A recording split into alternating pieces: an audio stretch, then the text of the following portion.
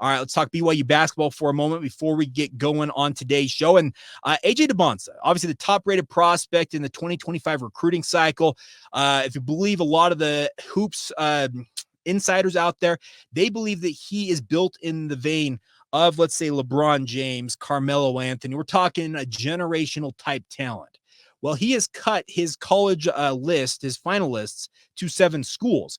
The interesting part about this is of those 7 schools, 4 of them reside in the Big 12 Conference. Those are Baylor, BYU, Kansas, and Kansas State. So BYU is in the final 7. The other ones are Arizona, they're Auburn, Alabama, and then North Carolina. Sorry, I didn't mean to put Arizona, got cut out of that.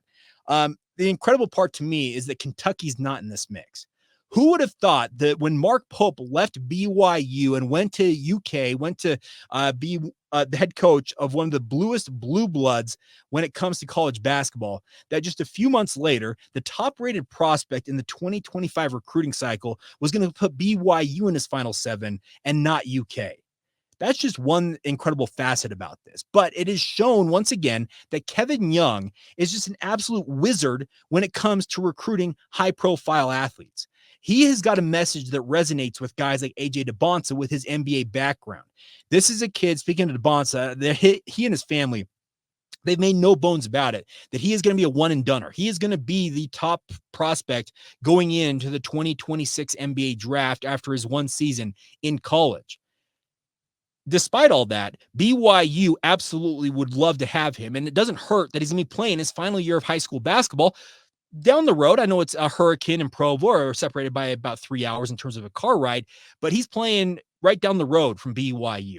Now, Utah Prep, which Dybantsa will be suiting up for, is headed to Shanghai, China this week. They'll be playing teams from different countries as part of an overseas tour. And he, along with JJ Mandaquit, Anthony Falesi, there's some really, really talented players that BYU's in on that Utah Prep Academy team, that any one of them will be a major pickup for BYU. But if BYU can pull off this recruiting win and bring in the top-rated prospect in a recruiting in the recruiting sense at any point, whether it's AJ Dybantsa or in the future, it just shows you how high BYU's recruiting profile has risen in a very little time. Some of you may have seen it over the weekend, but 24/7 Sports has finally rated Egor Demin as a 5-star prospect. In the era of the rating system from 24/7 Sports, that is the first 5-star prospect to have signed with BYU. Really, the only way you top that is to bring in the Dybantsa's of the world if you're Kevin Young. And the fact that BYU's in this group, it's a really, really positive thing. Here's what he told ESPN, speaking of AJ Dybantsa, about his visit to BYU and why he has BYU as one of his finalists. Quote, "After my unofficial visit and conversations with Coach Kevin Young, he can bring me in and play me like a pro with his knowledge of the NBA with the Phoenix Suns and taking it to BYU. He also mentioned he coached Joel Embiid. He knows what he's talking about. It's a big campus and facility." That's some high praise for Kevin Young and what it is perceived that Kevin Young can do for these young men. The biggest thing I think for BYU basketball from their perspective, from Kevin Young's perspective, what they've got to prove to AJ Dybantsa and his family is that, yes, Egor Demin and Kanon Catchings, among others in this team right now for BYU going into the season, they need to prove they can truly develop those guys, because there's a lot of thought out there that Egor Demin is a top 10 prospect in next year's NBA draft, and Kanon Catchings is a very likely first-round pick. If Kevin Young can deliver for both of those young men and develop them, help them become the prospects they are perceived to be in this upcoming NBA draft cycle, that is going to help AJ Dybantsa's family feel more comfortable with picking an off-the-beaten-path BYU program that would just, frankly, I think, astound everybody when it comes to the recruiting wins. If he spurns the likes of Baylor, Auburn, Alabama, Kansas State, and North Carolina and picks little old BYU, they're going to be hoop heads nationwide whose heads are going to explode. And then the very next thing out of their mouth is, what? He picked where? That is what's going to happen if speaking of AJ Dybantsa, if he picks BYU. I am putting nothing past Kevin Young. He has proven so far in his relatively short tenure at BYU that he can go out on a recruiting trail and he can get indoors that I frankly think other coaches in BYU basketball history could only dream of getting in the door of. And it's nothing against those other coaches. They've had really, really good coaches in BYU basketball history. Go all the way back. The Stan Watts of the world, the Frank Arnolds, the Liddell Andersons, Roger Reed, Steve Cleveland, Dave Rose, even Mark Pope. They've had very, very capable coaches in terms of the X's and O's and putting competitive teams and playing in the NCAA tournament, all the different things that BYU basketball has been able to accomplish.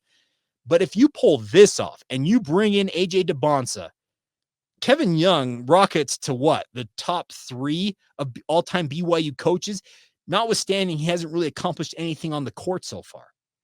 It's a really, really interesting time to watch what is happening with BYU basketball's recruiting profile.